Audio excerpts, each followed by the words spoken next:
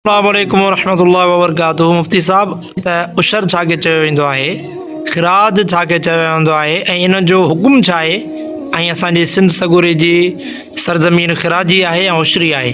बिस्मिल्लाहिर्रहमानिर्रहीम।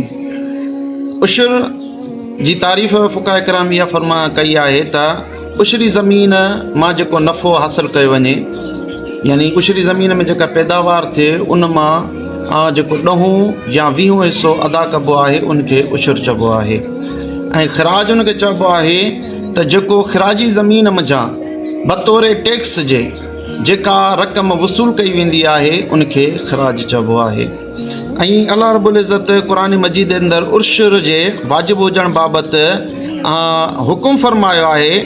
रब थो फरमाए वआतू हक़हू यौम हसादिही, ऐं जंहिं वक़्तु तव्हांजा फ़सुल कटिया वञनि उन वक़्तु उन्हनि जो हक़ अदा कयो, यानी उशर अदा कयो। इन बारे में फ़ुक़हा किराम फरमायो त हिन मां उशर जे वाजिबु हुजण जो दलील वरितो वियो आहे।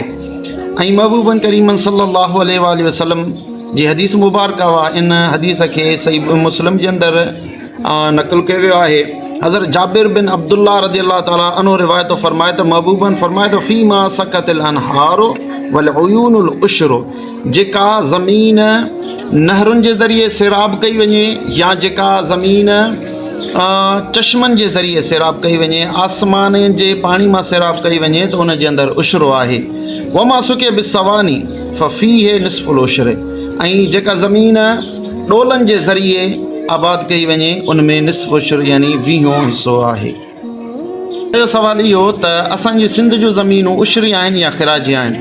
उन जे लाइ आऊं तव्हांखे 2 इबारतूं ॿुधाईंदुसि जंहिंमां अवां पाण ई हिसाब लॻाए सघो था, अंदाज़ो लॻाए सघो था त कहिड़ियूं ज़मीनूं उशरी आहिनि ऐं कहिड़ियूं ज़मीनूं ख़िराजी आहिनि। फ़ुक़हा किराम हिकिड़ी इबारत इहा ॿुधाई आहे त वकुल्लु बलदतिन फुतिहत अनवतन वलम युसल्लिम अहलुहा फ़फ़हिय ख़िराजियतुन, जेका ज़मीन जंग ऐं जिदाल सां फ़तह कई वई ऐं उन जे अहल वारनि रहाकुनि इस्लाम न आंदो त उहा ज़मीन ख़िराजी सॾिबी, उन जे मथां ख़िराज थींदो। ऐं ॿियो बुज़ुर्गनि फरमायो आहे त जेकॾहिं को मुस्लमान काफ़िर खां ज़मीन वठे थो त उहा ज़मीन बि ख़िराजी सॾिबी।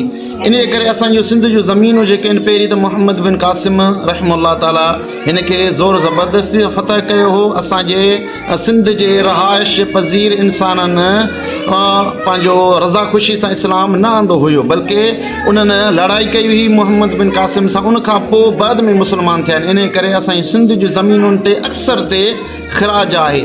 पर अबुल हसन डायरी साहब रहमहुल्लाह ताला लिखियो आहे त चन्ना क़ौम पंहिंजी रज़ा ख़ुशी सां इस्लाम आंदो हुयो, उन्हनि लड़ाई वग़ैरह न कई। इन करे चङनि क़ौम जूं जेके बि ज़मीनूं आहिनि से सभु उशरी थींदियूं, उन जे अलावा ॿियूं जेके बि आहिनि उहे ख़िराजी